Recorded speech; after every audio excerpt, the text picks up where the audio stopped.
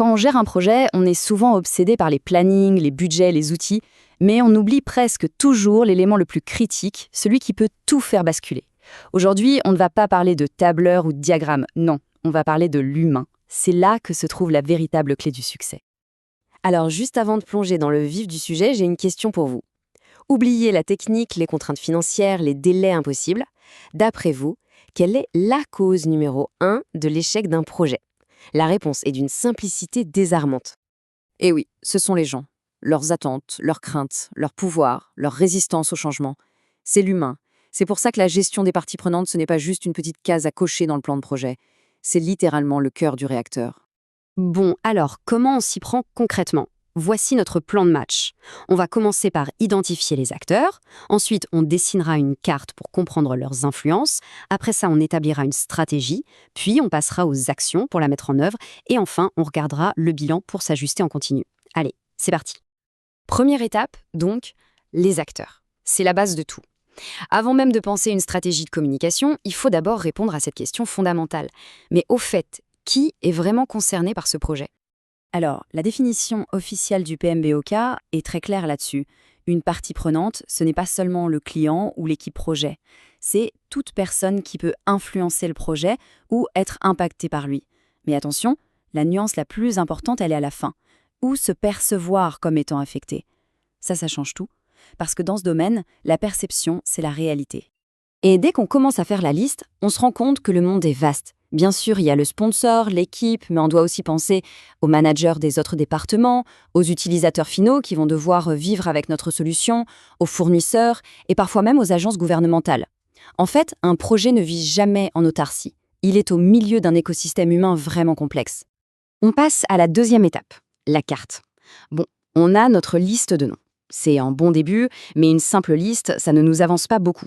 Ce qu'on veut, c'est la transformer en une véritable carte stratégique du paysage politique et humain de notre projet. Et là, attention à une erreur très très fréquente. Pensez que ce travail d'identification, on le fait une fois au début et c'est terminé. Pas du tout. C'est un processus vivant.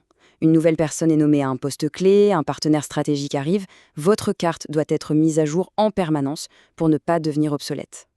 Alors, pour passer de la liste à la stratégie, voilà l'outil roi. La matrice pouvoir/intérêt. C'est tout simple, mais c'est d'une efficacité redoutable. On positionne chaque partie prenante selon 2 axes, son pouvoir d'influence et son niveau d'intérêt pour le projet. Et là, regardez bien le cadran en haut à droite, fort pouvoir, fort intérêt. Ce sont ces personnes-là qu'il faut gérer de très très près. C'est sur elles qu'il faut concentrer une bonne partie de notre énergie. Mais ce n'est pas tout. Le pouvoir et l'intérêt, c'est bien, mais il faut aussi comprendre d'où vient l'influence. Est-ce qu'elle est ascendante, c'est-à-dire qu'elle vient de la direction, descendante, de l'équipe, ou peut-être latérale, des pairs? Chaque direction d'influence va demander une approche et un skill de communication complètement différents. Troisième étape, la stratégie. Ok, on a notre carte, on sait qui sont les acteurs et comment ils peuvent influencer le jeu. Il est temps de définir notre plan d'action. Comment va-t-on interagir avec chacun d'eux pour les rallier à notre cause? Et pour ça, il y a un autre outil génial, la matrice d'évaluation de l'engagement. Ce qui est brillant avec cet outil, c'est qu'il est dynamique. On ne se contente pas de dire si une personne est pour ou contre. Non, on évalue son niveau d'engagement actuel. Et surtout, on définit le niveau qu'on aimerait atteindre pour que le projet réussisse. Du coup, tout l'enjeu de la stratégie, il est là. Comment on va faire pour combler cet écart? Quelles actions précises peut-on mener pour faire passer, par exemple, un groupe d'utilisateurs de réticents à neutre ou pour transformer un sponsor qui est juste en support en un véritable leader qui porte le projet? C'est ça, planifier l'engagement. Quatrième étape, les actions. Une belle stratégie sur le papier, c'est bien joli, mais ça ne change rien si on ne l'exécute pas. Maintenant, on passe sur le terrain. On entre dans le travail du quotidien. Communiquer, écouter et construire activement les relations. Gérer l'engagement, ce n'est surtout pas un rôle passif. Il faut être proactif. Et ça repose sur 3 piliers essentiels. D'abord, communiquer de manière claire et honnête pour créer la confiance. Ensuite, impliquer les bonnes personnes au bon moment dans les décisions. Et enfin, résoudre les inévitables conflits dès qu'ils émergent avant qu'ils ne prennent des proportions ingérables. Et c'est là qu'on voit que les compétences purement techniques ne suffisent plus.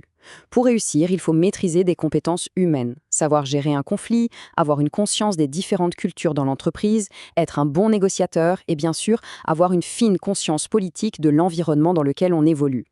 On arrive à notre dernière étape, le bilan.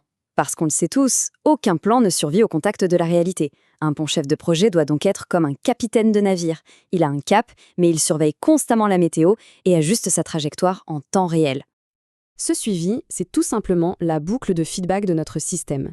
Est-ce que les actions qu'on a mises en place fonctionnent vraiment? Est-ce qu'on se rapproche du niveau d'engagement souhaité? C'est ce qui nous permet de corriger le tir en cours de route plutôt que de découvrir les problèmes une fois qu'il est trop tard.